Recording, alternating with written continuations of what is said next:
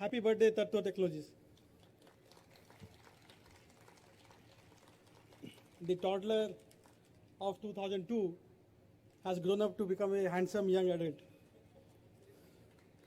As politicians, we get invited to dozens of events, ribbon cutting ceremonies, and oftentimes we feel compelled to go to this. We feel compelled to accept these invitations because in politics they say never say no. But this is one of those invitations which I have really looked forward to for at least two reasons. First and foremost, because Tapendra has been a very dear friend for a while, and when he asked me, there was, of course, no possibility for me to say no. And I was incidentally coming to Bhubaneswar, so I had to accept this invitation. And secondly, not too far from here, I started my career way back in 1998. Not many might know that I'm a former IT professional, having started my career with Infosys Technologies in the building which is in the vicinity. And that was 98, and we had only 48 employees. In fact, we were working from the now OCAC building. That was the Infosys office. And then we moved here in the December of 98. And this was almost like a ghost town. But glad to see this blossom into a very thriving place. But founders of TATWA, Aiskant Babu, Tapendra, ma'am,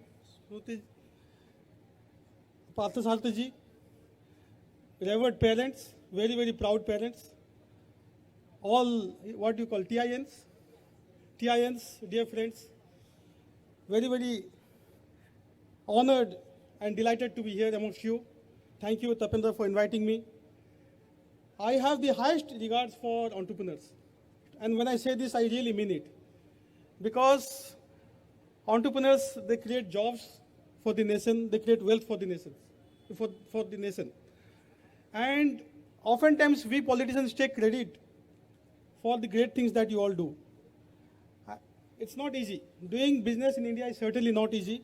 Of course, things have changed now. And it's certainly not easy to do business in Odisha. There was a time when business was looked down upon. If you tell someone that I'm into business, many people would say Beparida, as if it's a crime to be a Bepari.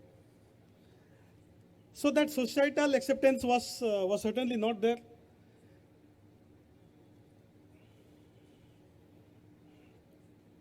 Dulal Bhai, good to see you. So we certainly lagged behind many of the so-called developed enterprising states such as Tamil Nadu and Gujarat, because entrepreneurship and enterprise was celebrated in those states. But it was not so in our state, unfortunately. But societal values and norms and acceptance has certainly evolved and changed, which I'm so happy. And both Government of India and Government of Odisha have also been helping entrepreneurs and startups with a host of supporting schemes, particularly in the last 10 years. And I always tell anyone who's willing to listen that there was never a better time to be an Indian. Recently, we crossed the $4 trillion GDP. Very soon, in the next 2 years, we'll be a $5 trillion economy. We are the fastest growing economy amongst all the G20 countries. And trust me when I say this, the kind of respect, the kind of awe, the kind of regards which India enjoys today amongst the Committee of Nations was never to be seen. By 2030, and I'm sure that will continue to grow at close to 7. We can debate on the numbers, 6.5, 7, but almost everyone today accepts that we'll grow at these healthy numbers, whether it's 6.5, 7, 7.3. And if we grow at these numbers, then by 2030, we should be a $6 or a $7 trillion economy. And we should certainly be a developed nation by 2047, when we will celebrate 100 years of our independence. And only a couple of days ago, when Honorable Finance Minister presented her interim budget, you might have noted that she announced a 1 lakh crore corpus to be invested in emerging technologies. So, Ashkan Babu, you should certainly grab a big pie of that 1 lakh crore. And I'm so thrilled that you have such a clear and ambitious target of $1 billion revenue by 2030. I wish you all the success. I don't wish to, because of paucity of time, I don't wish to get into the great things which TATWA has done. Diksha ji already mentioned that TATWA is today the fastest growing IT company in Eastern India. Hats off to you. My salute to all your 3,000 odd employees.